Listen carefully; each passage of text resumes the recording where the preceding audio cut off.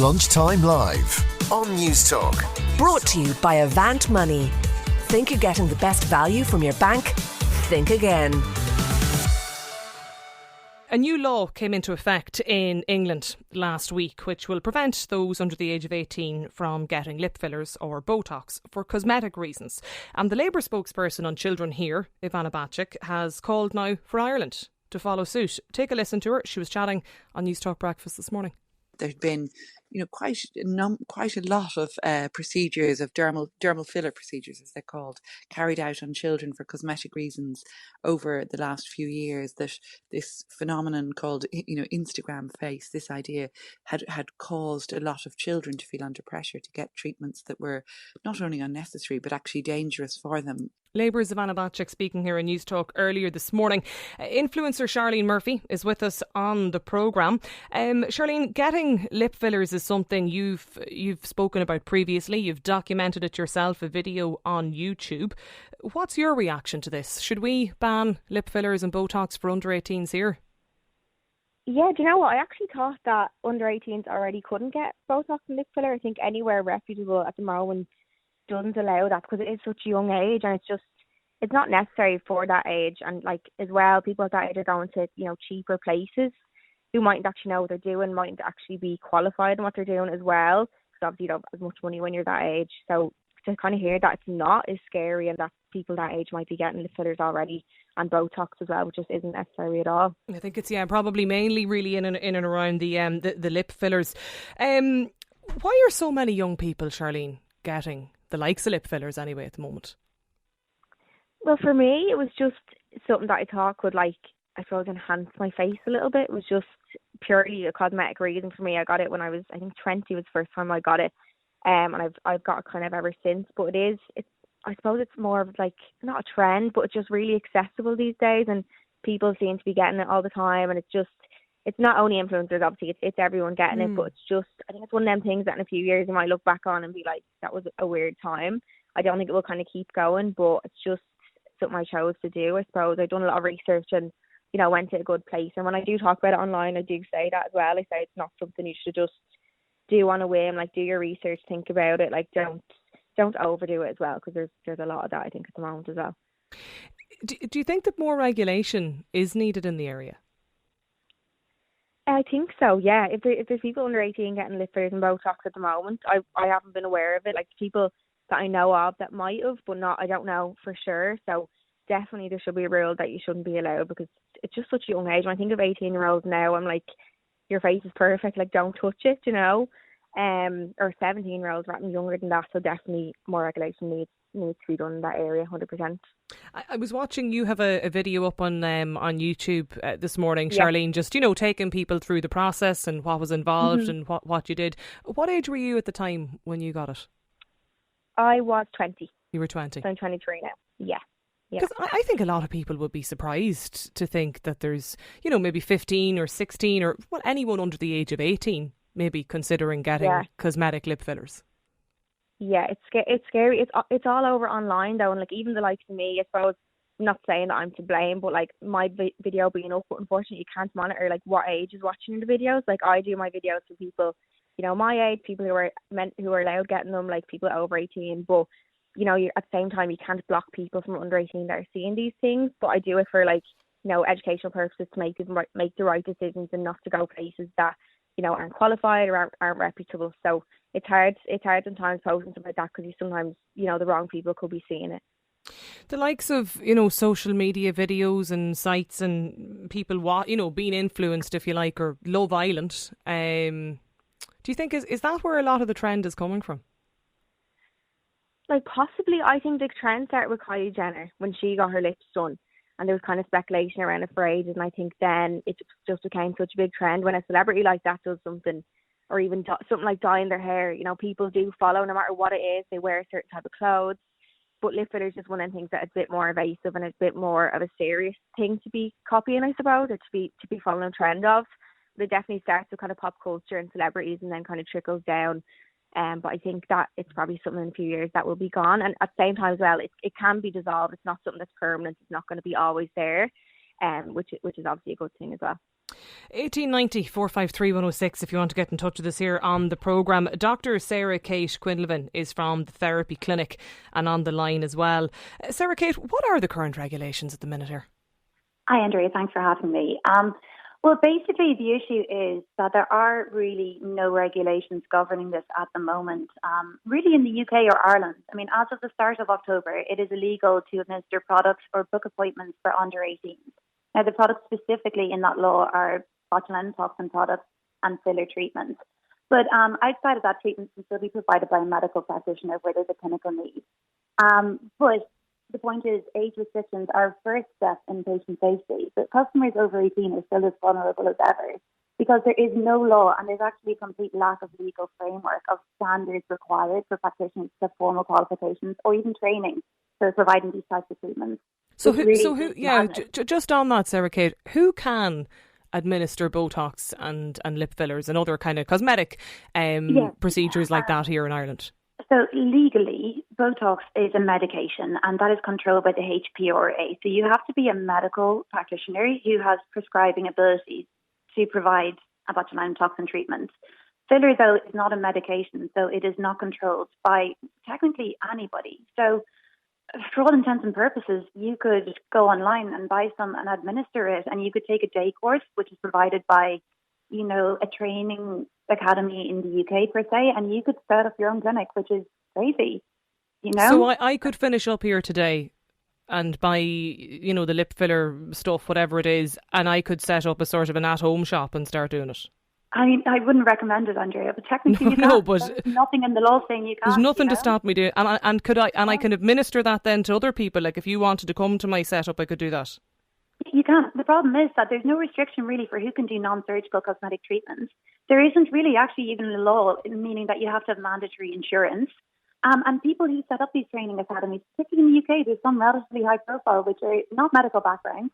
So you have people who are beauty therapists training beauty therapists. There's no restriction on it. So it's just this entire cycle of madness, and it needs to stop somewhere. So this is the first step. This age restriction is a really positive first step. There's no child that needs these treatments. Someone under 18 is a child. From my point of view, someone under 25 really is still a very young adult. And you really need to have a lot of counselling in this regard. So someone 18 has no business. Now, where there's a medical reason and it's a true medical issue, a medical practitioner can still step in and provide a treatment where needed. But that needs to be the guideline. I mean, we're controlled as medical practitioners by our regulatory body. But a layperson and a beauty therapist, they have no regulatory body. They're not controlled. So that's it. I mean, you're leaving yourself very open and vulnerable as a patient in this scenario. The point you made around insurance, Sarah Kate. Yeah. So is it just if you go to any, clinic or therapist to get your lip filler injected into you, if something goes wrong, is it just the general therapy or whatever, the general insurance, is that what covers it or what covers it? Well, any practitioner will have a degree of insurance. So any medical practitioner will obviously have a specific cosmetic aesthetic insurance policy, which is mandatory for us to have. But if someone has a day course done and no background in any kind of clinical therapy, your insurance, whatever policy they might say they have, isn't worth the paper it's written on. There's no protection for a patient in that scenario. I'm a member personally of SafeFace, which is a national register, UK and Ireland, of accredited practitioners who provide non-surgical treatments, okay? And the whole purpose of SafeFace was to introduce a framework that people could reach a level of qualification and had to hit certain standards, which only enhances patient safety, so people can access that and see who has attained these standards. But as I said, look, and it's not in mark of disrespect, if someone has just done a day course and qualified to administer these products, they genuinely do not know what they're doing. And that is dangerous in itself. Charlene, you're still with us as well, Charlene Murphy. Would you agree with Sarah Kate? Do you think that there should be maybe some tighter regulations around where and who can administer the likes of lip fillers? Definitely, yeah. I've heard a few horror stories, even just seeing them on Instagram, of people, especially in the UK. There seems to be a lot of them that are just administering them who like to have done a day course or 2 days. Like they don't know what they're doing. And by me, kind of when I put up where I'm going, I always make sure to tell people to go to a reputable place, which I do go to, because you just don't know what people are putting in your lips, and at the end of the day, it's going into your face, it's going into your body. So you want it to be, a good product as well. Not only the person doing it, you don't know where they're buying their product from. It could be, anywhere. It could be anything they're injecting into you. So definitely researching and having, someone do a good job is really important. 53106 is the number if you want to get us here on the News Talk text line today. This listener says fillers or Botox, the issue is regulation in the industry in this country, and now because it's so widely available, most people's first question when booking the injection or the lip filler is the price and not who is actually doing it. Another texter says the fact that the Botox being injected, then it's assumed it is an adult consent only, or is it just another example of people having no idea about what they're pumping into their system? Dr. Patrick Tracy is a medical director at the Aylesbury Clinic and is with us here too on News Talk this afternoon. Patrick, is the whole thing a bit out of control? Okay, if I could say first that this isn't territorial. I sit as head of IMCAS in Europe and in complications, and in Eastern Europe also, and I was in Kiev yesterday. We shouldn't really be looking up to the UK on this because they probably have the lowest standards of regulations in the aesthetic world, and that's accepted. This is really, as Charlene said earlier, nobody really does Botox and fillers in people under 18 anyway, and this is obscuring the problem, and that is who is injecting what into people's faces. And may I say also, the Botox and fillers are totally different. I was given a lecture in the Ukraine yesterday, and I was listening to the Claire Byrne show, and we had some vox pops from Cork, people saying they inject Botox in the bum to give Brazilian butt lifts. Botox is a very safe compound. It isn't the problem. Derma fillers are the problem. Botox wears off. It can't create long-term problems. Now, the problem, obviously, is that it is illegal. And I agree with Charlene when she says that these are medical devices. But what these people are injecting in is derma fillers and lidocaine. So that is illegal. And it's just the HPRA are not enforcing the rules regarding it. That's the first thing. Okay. The second thing is this, that no beauticians are allowed to use Juvederm or Restylane. So if they're doing it and injecting it into people, they're either going online or using fake products from China. And they're not covered by insurance because they've no paper trail as to where they got the filler from. Okay. The third thing is, I was in Kiev yesterday, and I was shocked by the fact the doctors don't have medical insurance there because if something happens to the patient, it's considered their own fault. I had to inject patients live on stage. There wasn't even consent forms. I had to use my own insurance. And unfortunately, East European beauticians working in this country are working with that mentality.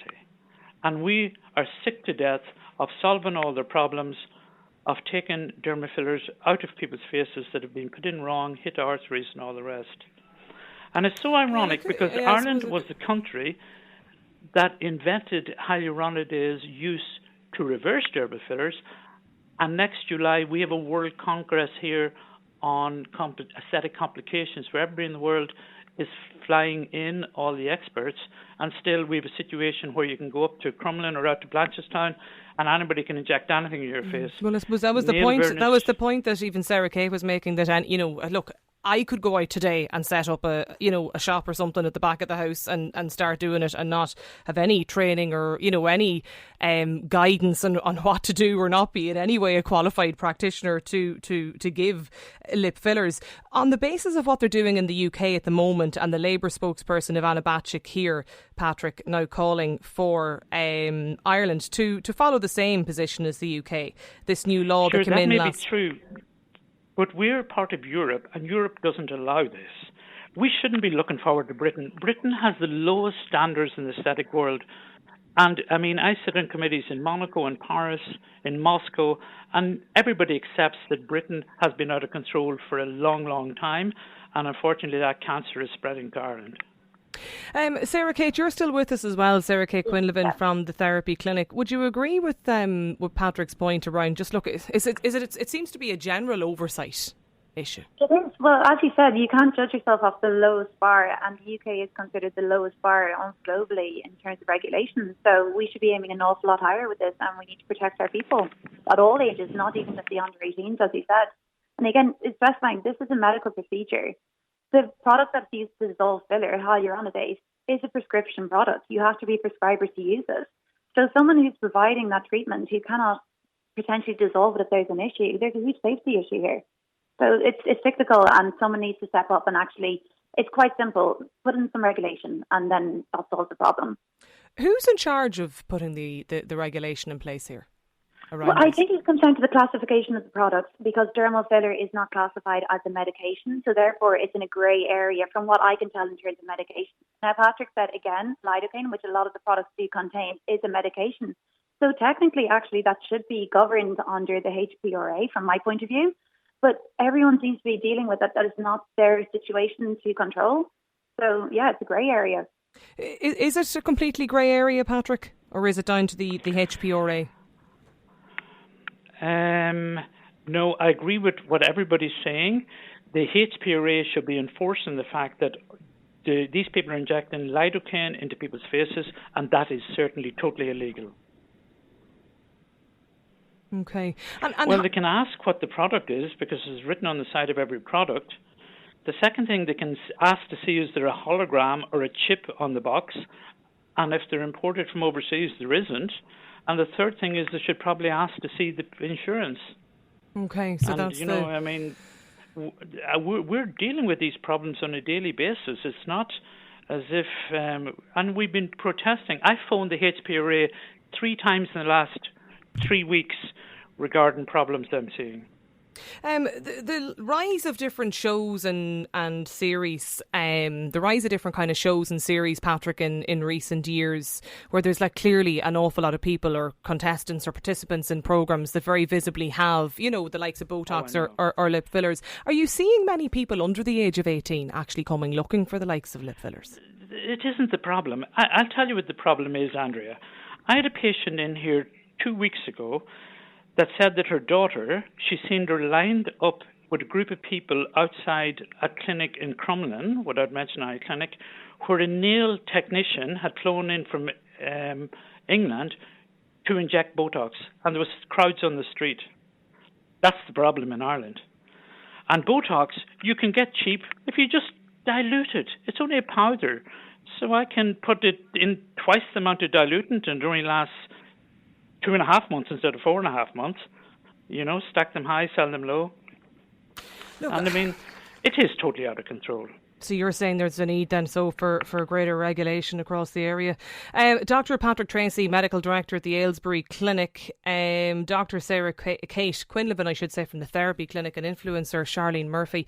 Thanks to you all for joining us here on Lunchtime Live this afternoon. 1890 453 106 is the number if you want to get in touch with us on the programme. This texter says, how about we do these things for the right reasons instead of doing it just because England is looking at it? I thought we were supposed to be independent.